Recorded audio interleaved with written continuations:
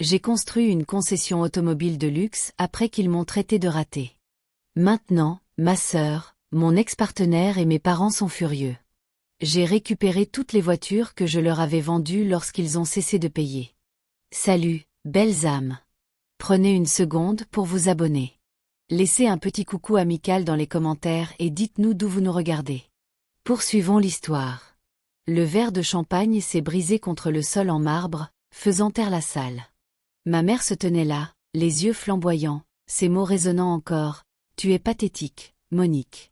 28 ans et toujours incapable de t'acheter une voiture décente. C'était mon dîner d'anniversaire.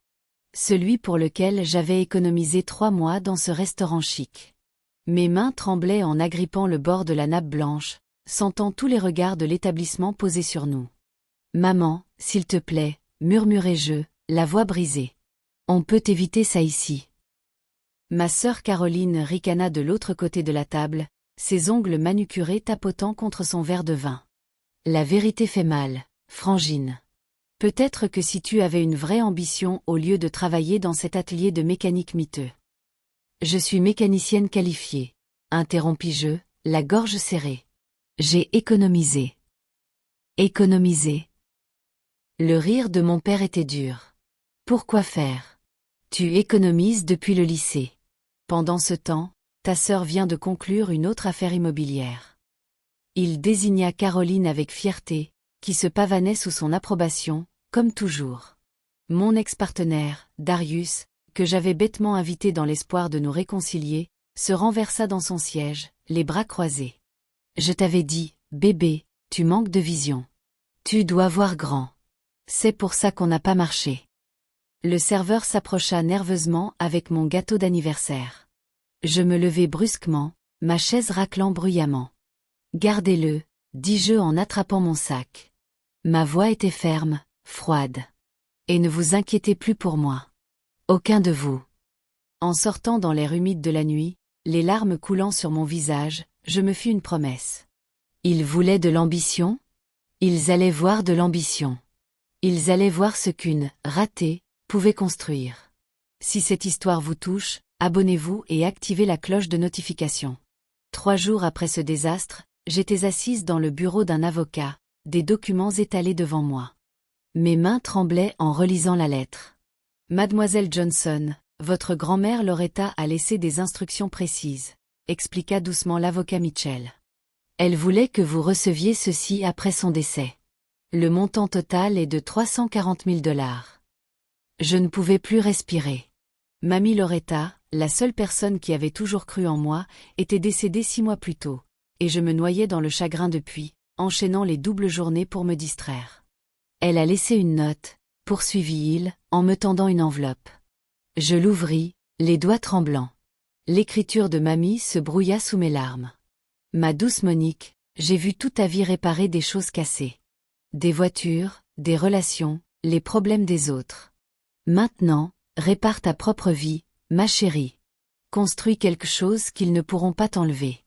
Montre-leur qui tu es vraiment. Je l'ai toujours su. Avec tout mon amour, mamie. Je sanglotais dans ce bureau, non pas de tristesse, mais d'une gratitude et d'une détermination écrasante. Pendant 2 semaines, je n'en parlais à personne. Ni à mes parents, qui m'avaient appelé 2 fois pour me demander de l'argent pour leur croisière. Ni à Caroline, qui m'avait envoyé un texto pour emprunter mon remboursement d'impôts. Ni à Darius, qui avait soudainement recommencé à liker mes publications Instagram. Il disait que je faisais des recherches. Je planifiais. Je visitais des concessions, parlais à des directeurs de banque, étudiais le marché des voitures de luxe. Je trouvais une concession en difficulté à l'est de la ville. Une magnifique salle d'exposition, mais une gestion désastreuse. Un propriétaire désespéré prêt à vendre. La nuit, je restais éveillé à faire des calculs, imaginant entrer dans cette salle d'exposition en tant que propriétaire. La pensée faisait battre mon cœur, mêlant terreur et exaltation. Mon téléphone vibra. Monique, ton père a besoin de 3 000 $ pour réparer son camion. La famille aide la famille. J'éteignis mon téléphone et continuai à travailler sur mon plan d'affaires. L'ancien propriétaire, M. Patterson, un homme blanc usé par le temps dans la soixantaine, me regardait avec scepticisme de l'autre côté de la table de négociation. Vous êtes jeune, dit-il franchement. Ce business vous dévorera vivante si vous ne savez pas ce que vous faites. Je fis glisser mon dossier vers lui. 5 ans de certification de mécanicienne, des témoignages de clients, mon plan d'affaires avec projection de revenus, les options de financement que j'avais obtenues. Je connais les voitures mieux que quiconque que vous rencontrerez. Je sais ce que veulent les acheteurs de luxe parce que j'ai entretenu leurs véhicules pendant des années. Et je connais cette communauté. Il m'observa longuement, puis tendit la main. Vous me rappelez ma fille. La même fougue. D'accord, mademoiselle Johnson. Faisons affaire. 2 mois plus tard, je me tenais devant ma salle d'exposition à 6 heures du matin, les clés en main. L'enseigne indiquait encore « Patterson Luxury Motor », mais cela changerait. Le soleil matinal scintillait sur les vitres, et je pouvais voir les silhouettes des Mercedes, BMW et Lexus à l'intérieur. Je l'avais fait. À 28 ans, je possédais une concession de voitures de luxe. Le premier mois fut brutal. J'étais là avant l'aube, partant après minuit. Je nettoyais personnellement chaque voiture, formais le nouveau personnel de vente, reconstruisais les relations avec les fournisseurs. Je renommais la concession « Élévation Luxury Motor ». Je voulais que ce nom signifie quelque chose. S'élever, viser plus haut. Ma famille ne savait toujours pas. Ils pensaient que je travaillais encore dans l'ancien atelier. Caroline postait sur les réseaux sociaux à propos de sa dernière commission. Maman m'avait appelé pour me demander quand j'aurais une « vraie carrière ». Papa n'avait pas appelé du tout. J'engageais Benjamin, un jeune vendeur vif qui me rappelait moi-même, affamé, négligé, talentueux. « Je ne vous décevrai pas, patronne », m'avait-il dit lors de son entretien, et je le crus. 3 mois plus tard, nous atteignions le seuil de rentabilité. 6 mois, nous étions profitables. Au 8e mois, j'avais une liste d'attente. J'étais dans mon bureau, en train de vérifier des contrats, lorsque Benjamin frappa. « Patronne, vous avez des visiteurs. Ils insistent. » Ma mère, mon père et Caroline se tenaient dans ma salle d'exposition, regardant autour d'eux avec une confusion évidente. Mon estomac se noie. « Monique, » dit ma mère d'un ton sec. « Qu'est-ce que tu fais ici ? On t'appelle depuis des semaines. » Je sortis lentement, mes talons claquant sur le sol poli. J'avais misé sur une tenue élégante ce jour-là. Tailleur bleu marine, cheveux soignés, assurance. J'avais construit cela brique par brique. Je travaille ici. Caroline rit. Tu travailles ici ? Quoi ? Tu nettoies des voitures maintenant. Je possède cet endroit. Les mots sortirent calmes, puissants. Je désignai la salle d'exposition. C'est à moi. Élévation Luxury Motor. Je suis la propriétaire. Le silence fut assourdissant. Le visage de mon père passa par l'incrédulité, le choc, puis quelque chose de plus sombre. Tu mens. Monsieur et Madame Johnson, Benjamin apparut avec un sourire entendu. Votre fille a construit quelque chose d'incroyable. Elle est maintenant l'une des concessionnaires les plus respectées de la région. L'expression de ma mère changea rapidement. Pourquoi tu ne nous as rien dit, à ta propre famille ? La question flottait dans l'air. Je repensais à ce dîner d'anniversaire, à l'humiliation, aux années passées à être ignorée. Vous n'avez jamais demandé ce que je faisais, dis-je calmement. Vous étiez trop occupée à me dire ce que je n'étais pas. Caroline se ressaisit la première, ses instincts de vendeuse prenant le dessus. Elle toucha une Mercedes, sa voix soudain mielleuse. Eh bien, c'est incroyable, Frangine. Je suis tellement fière. Tu sais, je cherche une nouvelle voiture. Et voilà le changement que j'avais anticipé, mais espéré éviter. Pas de la fierté pour ce que j'avais accompli, juste ce qu'il pouvait en tirer. Mon père se racla la gorge. La famille aide la famille, Monique. Peut-être qu'on pourrait discuter d'options de financement. Des tarifs spéciaux. Je souris, mais mon regard restait froid. Bien sûr. Parlons-en. Au cours des 3 mois suivants, ils achetèrent tous des voitures chez moi. Ça commença avec Caroline, une Mercedes-Benz classe blanche nacrée, qu'elle photographiait pour les réseaux sociaux depuis des semaines. Puisqu'on est famille, tu peux sûrement faire quelque chose sur le prix. Je lui fis une offre juste. prix du marché avec un financement raisonnable à 6,9% d'intérêt. Elle signa le contrat sans presque le lire, trop excitée par son nouveau symbole de statut. Puis mes parents. Papa voulait un BMW X5 tout équipé. Après tout ce qu'on a fait pour toi, t'élever, c'est le moins que tu puisses faire. Maman choisit une Lexus ES 350 avec un intérieur nacré, toutes les options. Je leur donnais les mêmes conditions qu'à Caroline, juste, professionnelle, documentée. La surprise vint quand Darius entra 6 semaines après les achats de ma famille. Il avait entendu parler de mon succès par des amis communs. Soudain, l'homme qui m'avait largué pour manque d'ambition voulait revenir. « Bébé, j'ai fait une erreur, dit-il, tout en charme dans mon bureau. On était bien ensemble. Et regarde-toi maintenant. Tout ce que je savais que tu pouvais être. » Ma collègue Tania, une femme féroce dans la quarantaine que j'avais embauchée comme responsable des ventes, me lança un regard entendu depuis l'extérieur de mon bureau. Elle avait vécu sa propre relation toxique. Elle voyait clair en lui. Je ne suis pas intéressée à raviver quoi que ce soit, Darius. Je ne demande pas ça, mentit-il avec aisance. Mais j'ai besoin d'une voiture, et de qui mieux acheter que quelqu'un dont je me soucie. Contre mon meilleur jugement, ou peut-être parce qu'une partie de moi voulait qu'il voie ce qu'il avait perdu, je lui vendis une Audi A6 noire. Même condition que pour les autres. Il signa avec cette signature confiante que j'avais autrefois trouvée séduisante, déjà en train de planifier ses photos Instagram. Ils firent tous leurs premiers paiements à temps. Puis les seconds. Je commençais presque à me détendre. Le 3e paiement de Caroline arriva en retard. Elle m'envoya un texto. « Désolé, Frangine. Ma commission a été retardée. La semaine prochaine, promis. » Je laissai passer. Une période de grâce pour la famille, me dis-je, ignorant les signaux d'alarme. Le 4e paiement de mes parents, papa appela. « Monique, ta mère a eu des frais médicaux.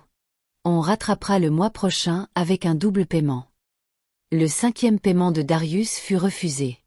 Il vint en personne, tout en excuses, parlant d'un investissement commercial qui avait mal tourné. « Tu sais que je suis fiable, bébé. Donne-moi 2 semaines. » Tania me prit à part après son départ. « Patronne, vous voyez ce que je vois? C'est un schéma. C'est juste une passe difficile pour eux. » « Non, dit-elle, ferme mais bienveillante. Ils testent vos limites. J'ai vu ça 100 fois. Ils veulent voir jusqu'où ils peuvent aller. » Je ne voulais pas la croire. C'était ma famille, mon ex, des gens que je connaissais depuis toujours. Mais au 6e mois de leur possession, le schéma était indéniable. Caroline avait 3 paiements de retard, prétextant des fluctuations du marché immobilier tout en postant des photos de vacances à Cancun. Mes parents avaient 2 mois de retard, tout en m'invitant à des dîners du dimanche où ils vantaient le succès de Caroline sans mentionner mon entreprise. Darius était le pire, 4 mois de retard, évitant mes appels. Mais je l'avais vu dans un club en ville avec une autre femme, riant, clairement pas dans la difficulté qu'il prétendait. Benjamin m'apporta les rapports. « Patronne, si c'était d'autres clients. »« Je sais, dis-je, la voix tendue. Je sais ce qu'on fait. »« Alors pourquoi on ne le fait pas ?» Je fixai les chiffres, sentant cette familiarité oppressante dans ma poitrine. Parce que c'était ma famille. Parce que je voulais croire qu'ils me respectaient maintenant. Parce qu'une petite partie de moi cherchait encore leur approbation. « Donne-leur un mois de plus, dis-je. Une dernière chance. » L'appel arriva à 2 heures du matin. Le numéro de ma mère.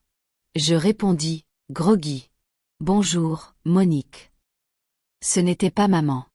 Caroline. Sa voix était pâteuse, colérique. « Tu dois arrêter de me harceler pour ce paiement de voiture.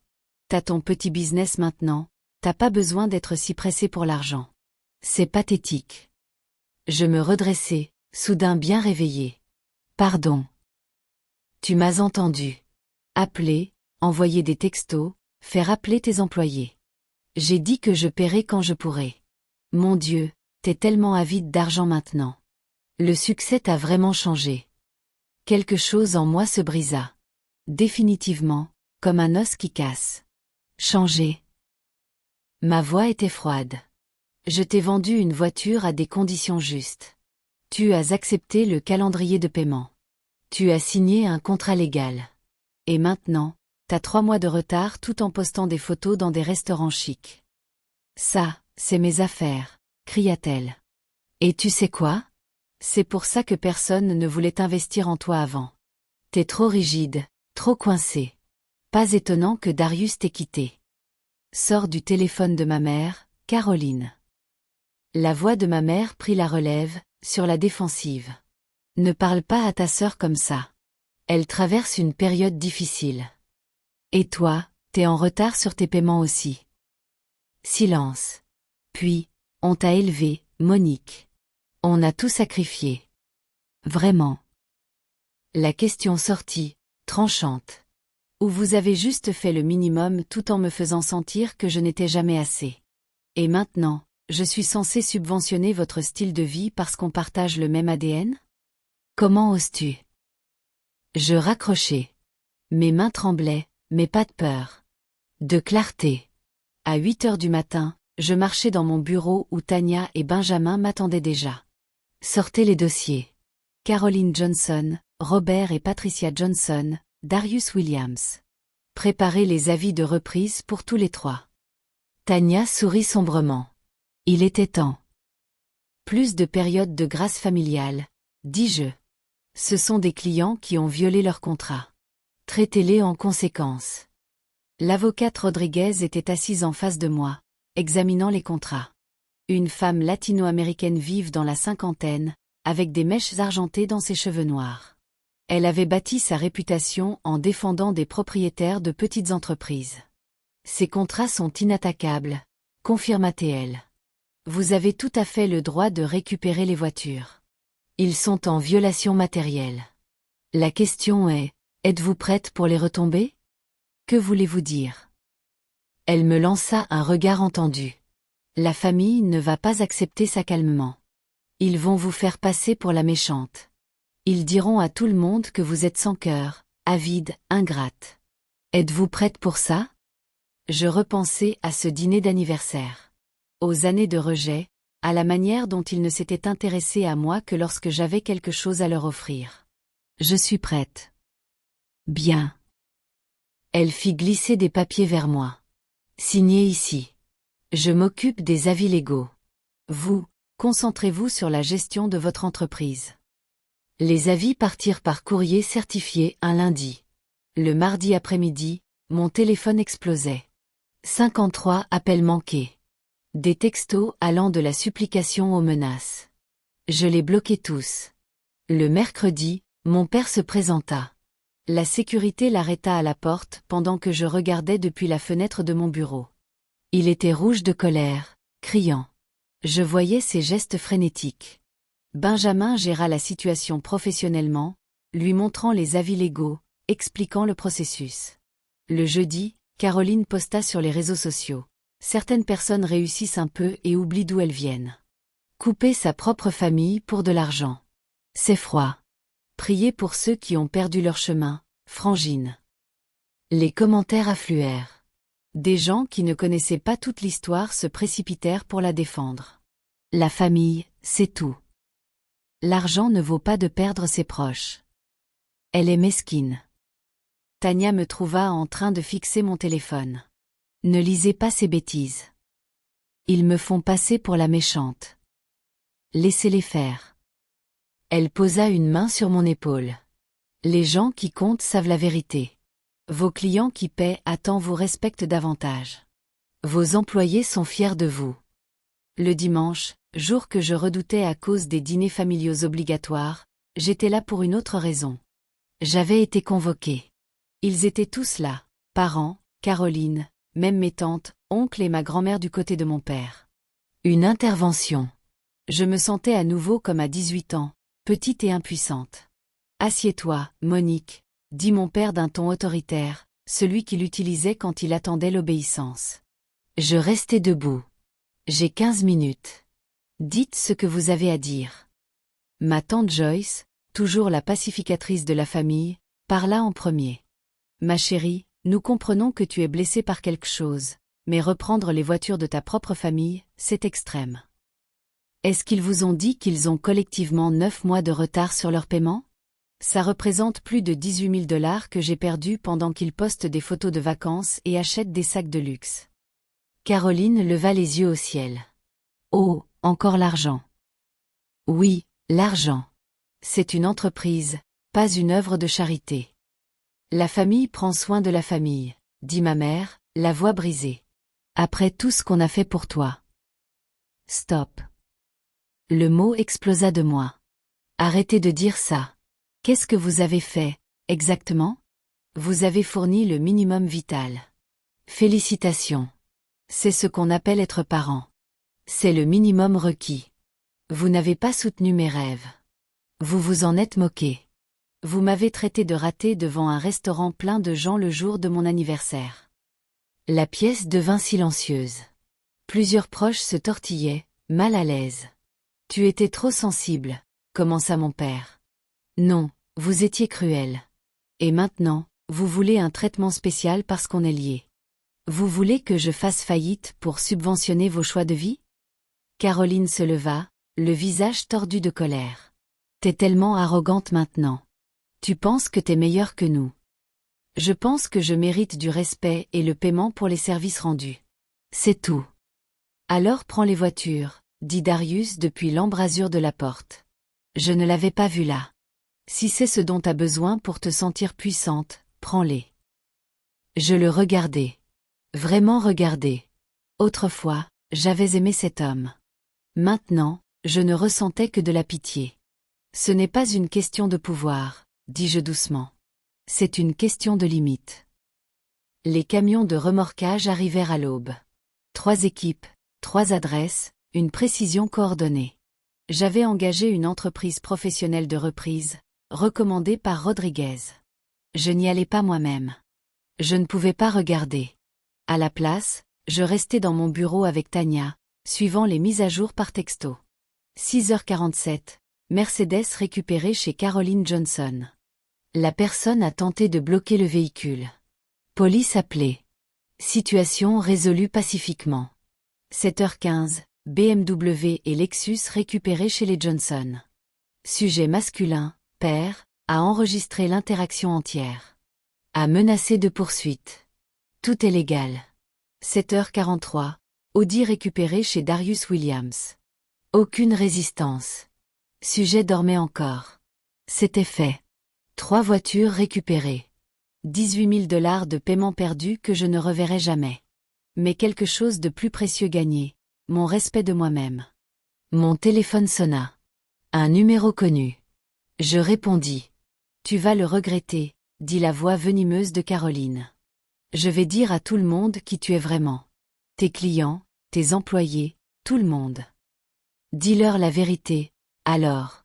Que tu as signé un contrat et que tu ne l'as pas respecté.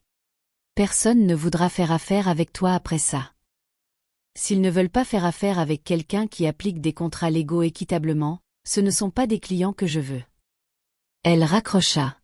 Le téléphone sonna à nouveau immédiatement. Ma mère. Monique, s'il te plaît. Ton père a des douleurs thoraciques. Le stress. Appelez le 911, maman. Ne m'appelez pas. Je raccrochai et éteignis mon téléphone. Tania me regarda avec inquiétude. Ça va? Non, dis-je, la voix tremblante. Mais ça ira. Ce soir-là, Benjamin m'apporta les véhicules nettoyés, prêts à être revendus. Patronne, je sais que c'était dur, mais vous avez fait ce qu'il fallait. Alors pourquoi ça fait si mal? Parce que vous n'êtes pas sans cœur, dit-il simplement. Vous choisissez enfin vous-même. Ce n'est pas facile quand vous avez passé votre vie à choisir les autres d'abord. La réaction fut rapide et brutale. Le post de Caroline devint viral dans notre communauté. Elle l'avait parfaitement orchestré. Tout en émotion, sans contexte. Imaginez réussir et être encore si peu sûr de vous que vous reprenez les voitures de votre propre famille. Ma sœur est devenue quelqu'un que je ne reconnais pas. L'argent l'a changé. C'est ce que le capitalisme fait aux gens. Ça les retourne contre leur propre sang. Elle préfère 18 000 $ à une relation avec sa famille. Ce n'est pas la sœur avec laquelle j'ai grandi. 5 000 partages, 8 000 commentaires. La page de mon entreprise fut inondée de critiques à une étoile de personnes qui n'avaient même jamais été clientes. Femme d'affaires a vite détruit sa famille pour de l'argent. C'est dégoûtant. Je ne ferai jamais affaire ici. Les entreprises noires se demandent pourquoi on ne les soutient pas et font des choses comme ça. Je restais dans mon appartement à lire chaque commentaire, sentant les murs se refermer sur moi. Peut-être avait-il raison. Peut-être étais-je sans cœur. Peut-être. Mon téléphone vibra. Un message d'un numéro inconnu. Mademoiselle Johnson, ici Brenda Williams. J'étais dans ce restaurant le jour de votre anniversaire. J'ai vu ce que votre famille vous a fait. Ce que vous faites n'est pas mal. C'est courageux. Ne les laissez pas vous manipuler. Puis un autre. Monique, ici Patricia Reeves. J'ai acheté ma Cadillac chez vous l'an dernier. J'ai vu le poste de votre sœur. J'ai aussi vu les conditions de contrat que vous m'avez données. Juste, honnête, professionnel. Elle ment par omission. Je vais publier la vérité. Patricia posta son propre témoignage. Parlons d'élévation Luxury Motor. Monique Johnson m'a offert la meilleure expérience d'achat de voiture de ma vie. Elle était transparente, juste, et est allée au-delà. Si sa famille a signé des contrats et n'a pas payé, c'est leur faute. Les affaires sont les affaires. Je soutiens cette entrepreneuse noire à 100%. D'autres clients commencèrent à poster. De vraies critiques, de vraies expériences. La tendance s'inversait. Tania déboula dans mon bureau le lendemain matin. Patronne, il faut que vous voyiez ça. Un journaliste local avait repris l'histoire, mais sous un angle différent. Jeune femme noire confrontée à l'exploitation familiale après avoir construit une concession à succès. Ils avaient interrogé l'avocate Rodriguez, qui avait expliqué le droit des contrats. Ils avaient parlé à des clients. Ils avaient même trouvé le gérant du restaurant qui se souvenait de ce dîner d'anniversaire. Le récit changeait. 3 semaines après la reprise, je reçus une visite que je n'attendais pas. Ma grand-mère paternelle, Mamie Diane, que je n'avais pas vue depuis 2 ans. Elle entra dans ma salle d'exposition avec une canne, ses cheveux argentés impeccables, vêtue de ses habits d'église. Monique, ma chérie, on peut parler. Nous nous assîmes dans mon bureau. Elle regarda autour d'elle, observant tout, les photos sur mon mur, mes prix d'entreprise, la vue sur la salle d'exposition. Ta grand-mère Loretta m'a appelé avant de mourir, commença-t-elle. Elle m'a dit qu'elle te laissait de l'argent. Elle m'a fait promettre de veiller sur toi. De m'assurer que tu l'utilisais bien. Ma gorge se serra. Je ne savais pas. Elle savait comment étaient mon fils et sa famille, dit-elle, la voix lourde de tristesse. Dieu sait que j'ai essayé de l'élever mieux, mais il a appris de son père. Prendre ce qu'on peut, surtout des femmes. Mamie Diane, laisse-moi finir. Ma chérie, je suis venue ici pour te dire que je suis fière de toi. Ce que tu as fait, tenir tête à tout ça, ça demandait du courage. Mon fils a honte parce que tu l'as tenu responsable, et il n'est pas habitué à ça. Surtout pas de la part d'une femme, encore moins de sa fille. Les larmes coulèrent sur mes joues. Tout le monde pense que je suis sans cœur. Laisse-les penser. Tu sais ce que Loretta m'a dit? Elle a dit, Diane, cette fille a plus de cœur que tous les autres réunis. C'est son problème. Elle aime trop, donne trop. Je lui donne cet argent pour qu'elle construise quelque chose qu'ils ne pourront pas lui faire abandonner par la culpabilité. Elle tendit la main et serra la mienne. Elle avait raison. Elle se leva pour partir, puis s'arrêta. Ton père m'a appelé hier soir, m'a demandé de te raisonner, de te faire rendre les voitures. Je lui ai dit qu'il avait élevé un idiot s'il pensait que tu retomberais dans ce piège. Après son départ, je restais seule dans mon bureau et pleurais, pas de tristesse, mais de soulagement. Quelqu'un de ma famille m'avait enfin vue. Enfin comprise. Ce soir-là, Mamie Diane posta une photo d'elle dans ma concession. Fière de ma petite fille, PDG d'élévation Luxury Motor. Travail acharné, intégrité et limite. C'est ce qui construit le succès. 6 mois plus tard, je me tenais dans ma salle d'exposition agrandie. Nous avions doublé l'espace, embauché 5 nouveaux employés, et notre réputation n'avait jamais été aussi forte. La tempête sur les réseaux sociaux avait paradoxalement attiré plus de clients, des gens qui respectaient les limites et l'équité. Les 3 voitures que j'avais récupérées se vendirent en 2 semaines. J'avais même fait un petit profit après leur remise en état. Ma famille ne m'avait pas contacté depuis la visite de Mamie Diane. Silence radio. Une partie de moi regrettait leur absence. L'idée d'eux, peut-être la famille que j'avais toujours souhaitée. Mais je ne regrettais pas l'anxiété, la culpabilité, le sentiment constant de ne jamais être assez. Darius m'envoya un texto un soir, tard. Je suis désolé. Tu méritais mieux. Je ne répondis pas. Certaines excuses arrivent trop tard. Benjamin était devenu mon bras droit. Tania formait les nouveaux employés. Nous avions construit quelque chose de réel, de durable, de mien. La lettre arriva un mardi. L'écriture de ma mère. Je faillis la jeter. Mais la curiosité l'emporta. Monique, ton père a eu une crise cardiaque. Il va bien maintenant, mais ça nous a fait réfléchir. À propos de toi. Nous avions tort. Je ne sais pas si tu nous pardonneras un jour, mais tu mérites de le savoir. Nous avions peur. Peur de ton succès, parce qu'il montrait nos propres échecs. Peur que tu n'aies plus besoin de nous. Ça n'excuse pas ce que nous avons fait. Mais ça l'explique. Tu as construit quelque chose de magnifique à partir de rien. Ta grand-mère serait fière. Moi aussi, même si je ne l'ai jamais montré correctement. Avec amour, maman. Je pliai la lettre soigneusement et la rangeai dans un tiroir de mon bureau. Peut-être qu'un jour je répondrai. Peut-être pas. Le choix m'appartenait maintenant, et ça, c'était le pouvoir. La vraie victoire n'était pas l'entreprise ou l'argent. C'était de connaître ma valeur, de défendre ma vérité, de construire des limites qui protégeaient ma paix, même si cela m'avait coûté des gens que j'aimais. Ce soir-là, je fermai la concession et rentrai chez moi dans ma propre voiture de luxe. Un cadeau que je m'étais offert, payé comptant. Les lumières de la ville défilaient derrière mes fenêtres, et pour la première fois de ma vie, je me sentis libre. Pas libre de la douleur de ce que j'avais perdu, mais libre de la prison que représentait la quête de l'approbation de gens qui ne voyaient pas ma valeur. Libre de construire une vie à mes propres conditions. Libre d'être exactement celle que Mamie Loretta savait que j'étais, assez. Le succès n'était pas de leur prouver qu'ils avaient tort. C'était de me prouver à moi-même que je valais la peine de me battre, que mes rêves comptaient. Que les limites n'étaient pas cruelles. Elles étaient essentielles. J'avais construit un empire à partir de leur rejet. Et cet empire se tenait droit, non pas sur ce qu'ils m'avaient donné, mais sur ce que je m'étais donné à moi-même. Croyance, courage et une estime de moi inébranlable. Si cette histoire vous a touché, aimez, abonnez-vous et partagez vos propres expériences dans les commentaires ci-dessous.